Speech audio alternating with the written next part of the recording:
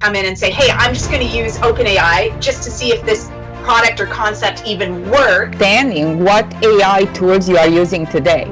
If you talk to organizations, they don't have an inventory. They don't understand what they are using today. The only thing that we can really control is ourselves. So we're all here today because we care about cybersecurity. If you want to use something, or if you are planning to use something, just document why, where are you using that, and when you are using that, and who is using that.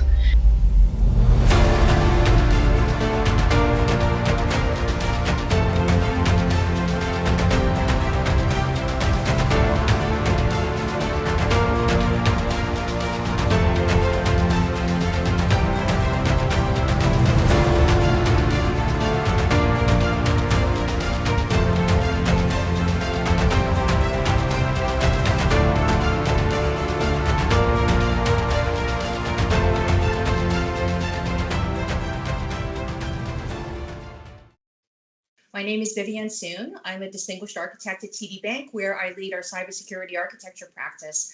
And I'm super excited to have this conversation with this wonderful, wonderful panel of experts. I'm going to give the panel a few minutes to introduce themselves, and then we'll set the stage for our discussion. Kat, do you want to take it away? Sure. I'm Kat Coode. I'm a data and privacy strategist, and I work mostly at my own consultancy, Binary Tattoo. Awesome. Adriana? Hi, good morning, everyone, and thank you for joining us for this wonderful conference. My name is Adriana Gliga-Belavic. I lead the National Privacy and Data Protection practice at MMP. And Stefania. Hello, everyone. I'm Stefania Pecore. I'm very excited to be here. I'm an AI developer and director in the private sector. Amazing. I'm so thrilled for us to have this conversation. When we were talking about this topic, we wanted to focus specifically on the impact that women can have on AI governance right now. I think this is a really exciting time to be in this field as a woman specifically, because unlike any other technological disruption that we've had in human history, right now we have more women represented in data science, machine learning, in tech, in governance, in ethics, in all of these fields than we ever have before, which means that at this critical inflection point where we are starting to define what good AI governance looks like and what trustworthy AI looks like, women have the opportunity to be a part of this conversation in ways that we didn't when the printing press was built, when the steam engine was invented, when the internet and e-commerce burst out. We are better represented and have more expertise and have a seat at the table in very profound ways. So what I wanted us to focus this discussion on was some of the things that women specifically can bring to that conversation about AI governance. So when we talk about having governance, we want governance for basically to ensure that we have trustworthy outcomes, right? To make sure that our eye drops aren't burning our eyeballs, that things are safe, that the products and services that we are offering to people are not only trustworthy, but are also really demonstrating our organizational and societal values, right? Every organization has some notion of their organizational values, whatever you call them, mission statements, corporate ethics, etc. But how do we make sure that we're being intentional in how we get there? And governance is one way of establishing those guardrails to make sure that regardless of who you are, everything we do lives up to those values. So, one of the things that comes immediately to mind when we talk about AI and the use of AI and very profoundly generative AI is that question of privacy and consent management in these tools and how these models are trained. So Kat, I'll start with you because you're kind of one of our privacy gurus. Where are we with privacy and consent management in AI, and what's the opportunity for us here? Where are we? We're not, and that's the problem. Historically, since the development of all digital applications, really, we've kind of put the cart before the horse. because the notion in digital development has been, get it out first, see if it works, and then if it does, we'll go spend the money on all the things we need to do in the background. And we're seeing that with AI. We're seeing people come in and say, hey, I'm just going to use OpenAI just to see if this product or concept even works. And then when I verified that it works, then I'll go build my own engine. But why should I spend the time and energy creating something when something already exists? And the issue is because most companies are, again, behind in creating governance and creating policies and things, and guardrails is the perfect word here. We have no guardrails. We don't have national guardrails. A lot of the policies and acts for privacy and AI are behind. So too many companies don't realize the risks of using existing products or open generative AI models. And so they are putting private information and personal information out to the world to be used before they actually take the time to even investigate the privacy and security around what they're doing. Right, because data is not just data. There's a human being attached to that, right? It bothered me so much about 10 years ago when everyone was talking about data being the new oil, because like, it's not. This is attached to a human being. It's not just a resource to mine. And we have so many challenges in cybersecurity just on basic data security, classification, that basic data security hygiene. Adriana, I know that you come from, kind of a technical background like I do. Where are you seeing people on this data security and privacy journey with the disruption of AI being thrown into the mix? Very good question. So if until now we would get away with not having good understanding of our data, where it is, who owns it, what we can use it for, now it really is at the forefront. So organizations really need to get a hold on understanding their data governance and putting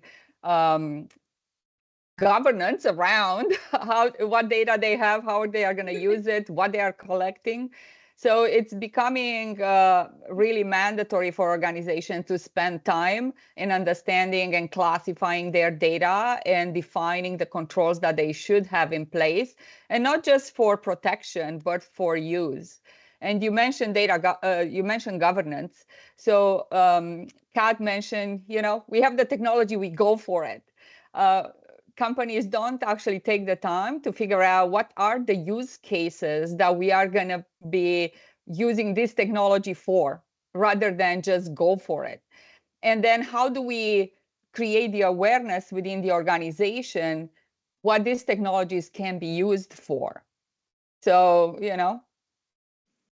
ChatGPT showed up and everybody put their data in there without understanding what it means. So I'm sure a lot of organizations found out that their financial information ended up in ChatGPT 5 minutes after ChatGPT was released. But I think that's the challenge for organization now, and the challenge that comes with governance, having governance, data use governance, privacy incorporated there, training their developers of what it means to use this Gen AI, building models, what goes into the models, how do we assess the risk of models to ensure that we put the right controls in place.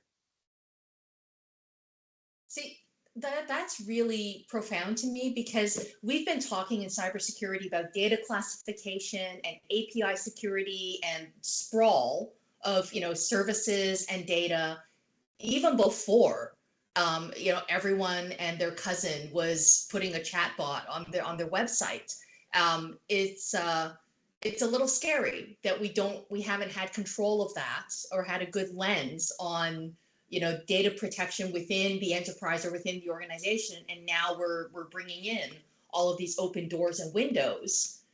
You think that something that you develop is okay and fits your policies today, but as soon as somebody else calls another application or another service, you kind of have to do that risk assessment all over again, don't you?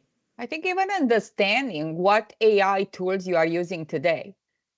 If you talk to organizations, they don't have an inventory. They don't understand what they are using today. Did you bring, I don't know, Microsoft Copilot within your organization? How did you deploy it? Do you understand what it means when you record meetings. So one client was had a challenge because they used Teams for board meetings, and all of a sudden they were in camera, people dropped, but they still had access to their recording.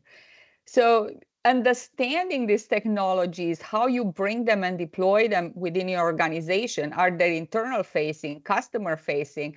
Do you have solutions from third parties who are actually starting to put AI in those solutions? Are they even telling you?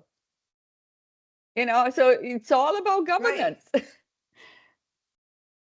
It is. And if we go back to, one of the hallmarks of trustworthy AI being that it protects privacy, not just data security of our intellectual property, but also the privacy of everyone who's using our tools and services, whether employees or customers or clients or citizens or what have you.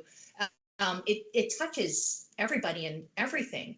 I want to go back to something that you mentioned about, really taking a harsh look at the use cases for AI and where we choose to leverage it. And Stefania, this is where I was really excited to get you involved in the conversation, because we've been talking for as long as we've had machine learning. We've been talking about how do we eliminate bias, right, in all AI technologies. And it's not just about data set scrubbing. It's also about how we manage and train our models. It's about how we protect the usage. So from your perspective, you've come from academia, you've worked with industry, you've worked with international organizations. Can you share some of your thoughts on bias in AI and where we're at? Yeah, I mean, it's something that is very complex, because when we talk about bias, for sure we talk about bias in the AI model, but it is also something that is related to the human nature. So it's very hard to try to identify something when you are 100% involved, when you are not able, even just reading the output of ChatGPT or any other models out there, you cannot see that there is an issue out there. So bias is really something complex. It involves academic, but it involves also industry and also users. When we talk about bias, we probably want to talk about the fact that anything that is built out there, or when we use those tools, we don't know how is the status of diversity in people that have built those tools or in the data that has been used. There is also, I was listening to you when you said we have a lot of technologies out there, but we don't have the education to use it properly. And the other problem is that we are in a sort of fast environment where we need to prove that we are so good in using AI, and especially generative AI, and we don't take a pause and say, okay, wait, what I'm doing, is it really ethical or not?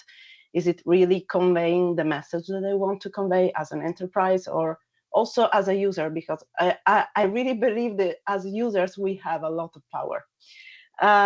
So we have this issue that is not only the thing that we want to deliver as something, so we will not be able to check the data accuracy, the output accuracy.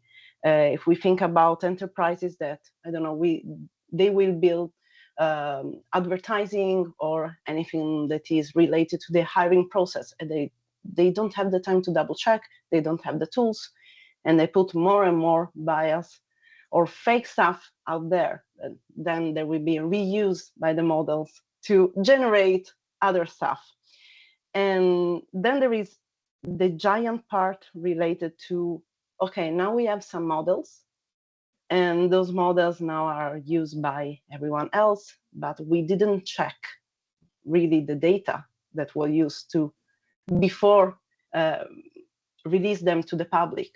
So in many cases, we don't even have a list of data that has been used. We don't have the source. So there is a giant historical bias that we cannot control. That's why, and I agree 100%, education is probably the most important thing that we have, and then we can use really as a users, as a professionals, and so on.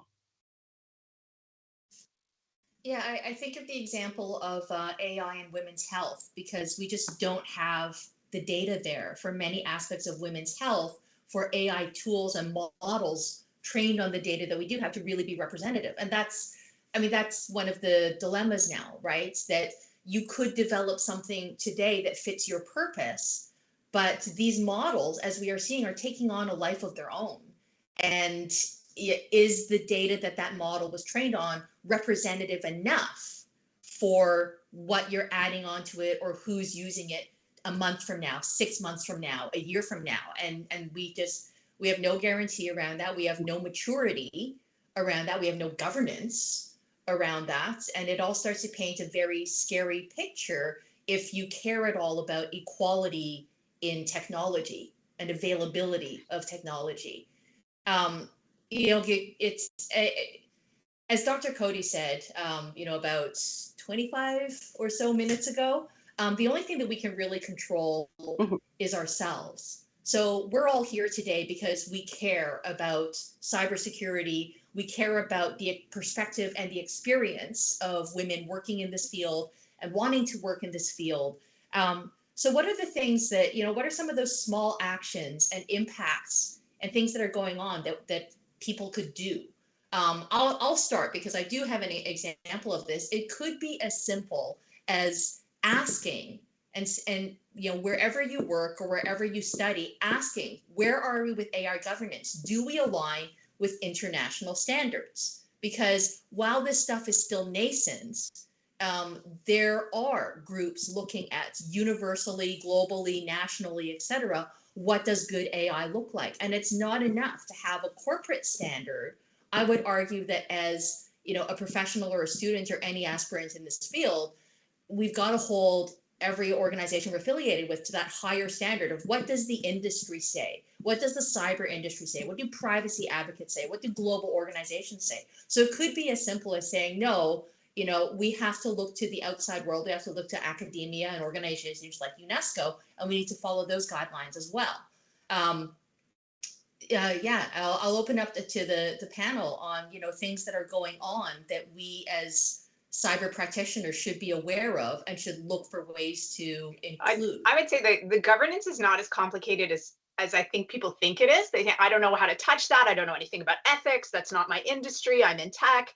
But the subset of questions, and again, there's a lot of guidance online that is free. There's a lot of like the EU Data Act is fairly good. There is an outline for Canada's, I don't know if we pronounce it AIDA, it's the AI Data Act. Like there are some great free resources that will outline some basic questions that you're asking, like you had touched on. Do you have consent to collect the data? Are you collecting minimal data? Are you like, how are you using it? Like we want to prevent all the bias and everything else, but in terms of the actual governance piece, it's not complicated to get the questions. What is harder is to get everyone in the room and appreciate the importance of why we need to do this. So that's, again, we're a cost center. We know that cybersecurity and privacy, we are a cost center. We do not make companies money, but in this day and age, especially if you're a third party or a vendor, companies won't use you if you don't have the right things, the right policies and the right governance set up. They'll come in and say, hey, we'd love to use your product, but you have to show us that you've actually done this correctly or else we're not compliant. So that's always a good play from a vendor perspective. But if you're trying to plead with your own company, people listening, if you're like, how do I convince my company to do this? Unfortunately, right now, we don't have a lot of laws, and hopefully the other women have a better idea. Like we don't have a lot of laws in place to be able to say, hey, you're going to get fined $100,000 if you don't do this. Because a lot of clients will say, how much is it going to cost me? And I'm like, but that's not what this is about. This is about trust. This is about accuracy, and this is about building a good product. So we don't have solid numbers to sell people on this. Yeah, not yet anyway. And I think to Adriana's point about really focusing on use cases and where you're leveraging, like what types of AI technologies, that really establishes the scope of any governance program. If you can be very clear about who your AI service impacts, then you understand what your responsibilities are, even absent of laws. And I will add something to that, Vivienne. So I think the first question every organization should ask is, how is this AI solutions that we are envisioning helping deliver on the strategy of the organization? So let's not just use AI for the sake of AI. And are the outcomes of these solutions going to benefit my employees, my customers, and the organization? And can we trust the outcomes to deliver on all those values for everybody?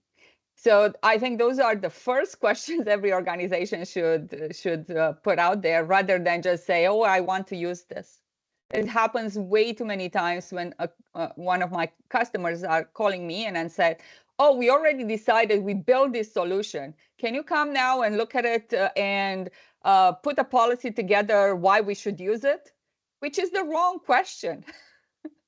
So I say, oh, you know, I can come and assess the risk of it, but I'm not going to say I'm giving you the policy like free way to use it. I'm going to tell you what the risks are and should you be using it. So I think that's where organizations need to start. And then Kat mentioned there are lots of different frameworks already, even though we don't have one in Canada. There are lots of different frameworks. It's not about just choosing a framework, it's about building the right framework for your organizations, for your size, because you don't want to put too much into that framework, because then nobody's going to use it. But you have to put enough in that framework that guides what you are doing. Yeah, that's a really good point. I mean, I work for TD Bank, and a little later today, I'm on another panel with Priya, who's the CISO of Sheridan College. Her AI governance framework looks very different from mine, right? We are very different organizations with very different goals and very different culture. But there are resources out there and some precedents out there that people can start to draw on. Yeah. Stefania, can you talk about some of the things that you have visibility of course. on? So since I'm collaborating with UNESCO, I really love to see how things are changing in the world, and especially in Canada. So it's true that we don't have like a general rule for everybody. That's the big challenge that we have right now.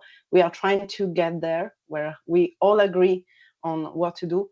And I agree that there is one thing that probably we can do as a users. First of all, no matter if you're building, you are professionals, just making sure that whenever you're using AI, there is a reason why you're using it, and that every stakeholder is there to understand why you are using that and what are the risks, what are the limitations.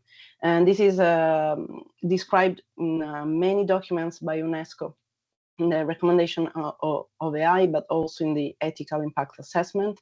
These are all tools that are available for general public. They are not for experts. So everybody can read and try to making sure that they can use those principles in their everyday at work or in their projects.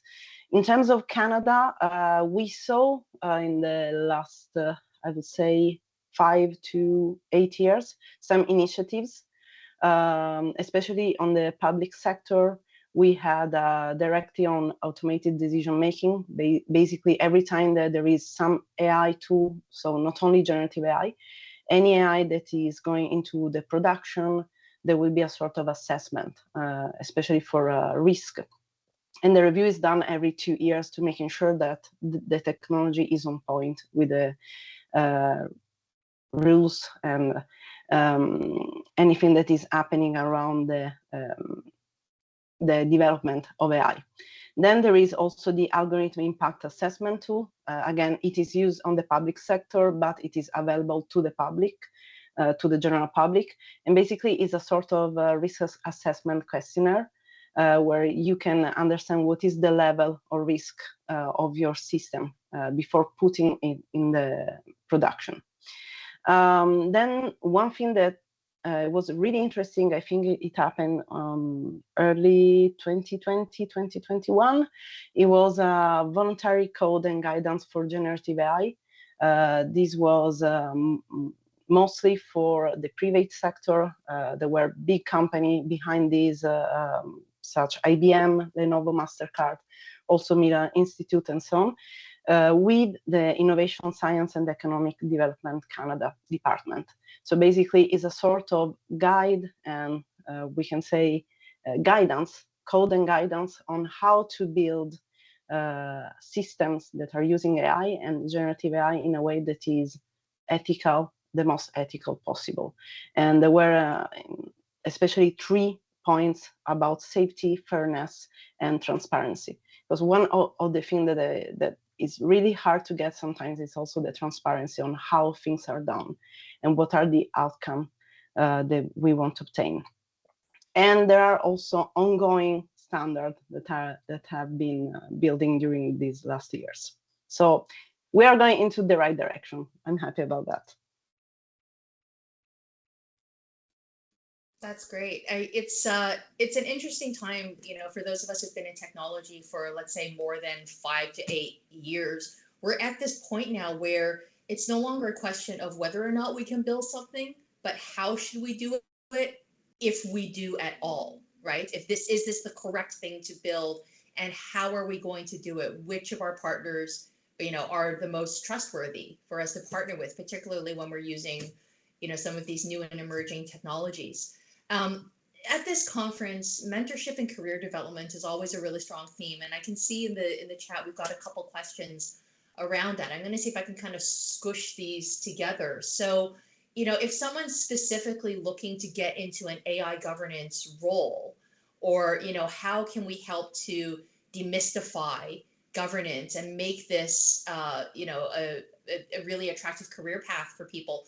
You know, what are some of the things that people can look for opportunities to get involved in governance? How can we encourage women specifically to enter these roles? And how do we make AI governance, you know, not a dirty word? It's a lot to unpack, I know. Well, I think part of it. Yeah, go ahead. I mean, I think. Okay. Yeah. I mean, I think, you know, it's what Kat said, and this is very, very true, is that governance doesn't have to be as hard or as complicated as we think. I think it's a convenient excuse for a lot of enterprises to say, oh, the governance is really complicated. I don't know what we're going to do about this. We're going to think about it for 2 years and then put out a framework. Like, technology is moving too fast. You can't take that long anymore.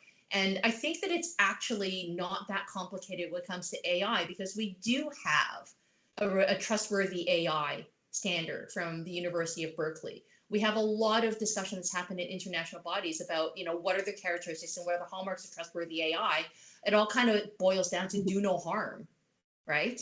And if you start from there, that's a really good North Star for any kind of governance program. Yeah, what I can say is my personal experience as a mentor for women in AI. I had several women asking me, how can I build governance in my company? And I agree 100%. It should not be something like too much complicated. It's like we want to give a structure for what we do, and we want to give a purpose. So everything that can be, first of all, documented is perfect. And this is right from the academia point of view. Like, if you want to use something, or if you are planning to use something, just document why, where are you using that, and when you are using that, and who is using that. Just start from there, and then try always to have in mind what you are doing and why you are doing. And not only looking at what is happening in the next few days, but also in the next year. Is it something that I can use in the next year without harming people? I'll start with education. So if you wanted to be in this field, you need to understand what this technology is. So, you know, go and do some fundamentals of AI, understand how it works, because I think it's all, from a governance perspective, it's still all managing risk, understanding what risks these new technologies are bringing to your organization, and then who needs to be involved to assess those risks, because nobody has unlimited resources. So you need to focus your resources where your risks are. So follow the same frameworks that we used to follow for identification and mitigation of risk. I'd say governance, I mean, it's a buzzword, but it is not well defined in the best possible way. There is no role that says this is what governance looks like. Bigger companies, you'll see it in governance risk compliance departments. Sometimes I see AI policies being created by the CISOs or within IT. Like it really varies by the company and how you're set up. So for me, it's like if you're in a company right now and this matters to you and it's important, it doesn't necessarily mean wherever you are in your current role that this isn't something you could also do. So like everyone has said, if you do a little bit of research, and this is also fairly obviously new, AI governance, so it's not like there's people coming out with 17 years of experience in AI governance and you're brand new, how do you get into it? You just put yourself out there to your company and say, hey, here's something we're missing, and here's how I propose to solve the problem. If you come with some kind of solution proposal, then people will be like, great, let's see where that goes. But if you just show up and say, hey, I think we need governance, a lot of companies and a lot of senior and CXOs are going to say, I don't know what that looks like, and I don't know where to put it, and I don't know what to do with it. But if you do a little bit of research, again, like everyone here has said it's pretty simple. I've looked into it. Frameworks aren't that bad. Here's what I think we need to do. Right. Here's a simple diagnostic that we could put together to understand if we're meeting the standard of ethical AI, right? And again, there's all the material out there. It's not too hard to draw from. Am I right in hearing that, it's maybe not as difficult or as complicated to get into governance as a career if that's what you want to do? Like, you don't need 12 years of industry experience to become vocal and active in this area now. I think you need strategy, and you need to be able to think about a human approach of everything that you are doing with AI, basically. That's my opinion. And maybe one thing that I will add is also whenever you are working within a project with a company, try always to be open to the users.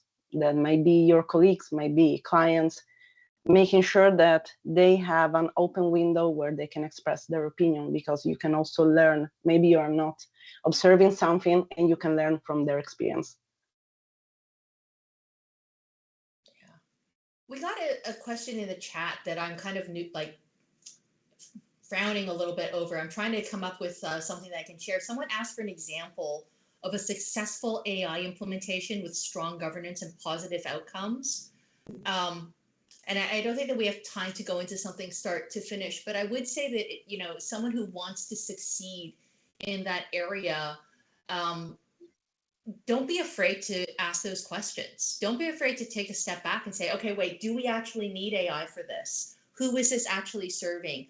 Who do we think that we're making life better for with this app, with this service, with this product, whatever? And sometimes, and a lot of that is basic use case definition, requirements analysis. It is a human process to which everybody brings their own lived experience, and having diversity of perspective and how you come up with requirements, how you define your products and services as an organization, that always helps.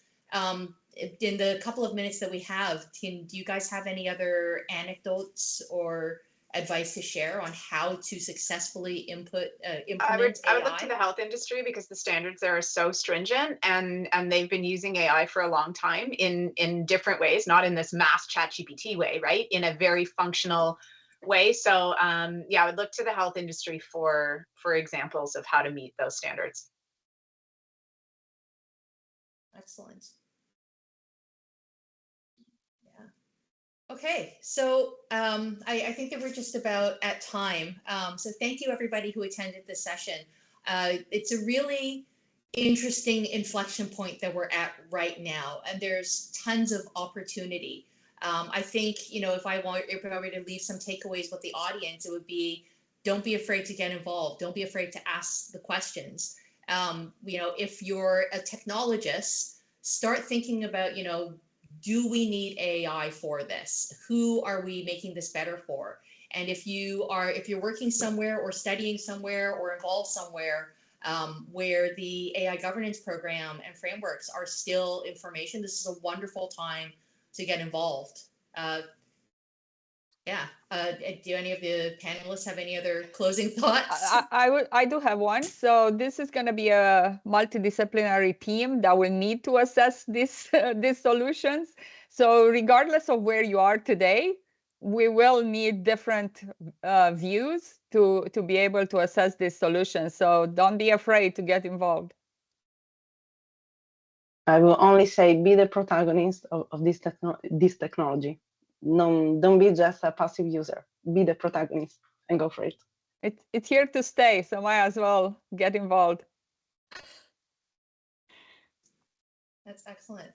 Thank you so much, everybody. This has been a lot of fun, and yeah, I look forward to reconnecting with you guys at some point and seeing where we're at. Thank then. you. Thank you, everybody. Thank you.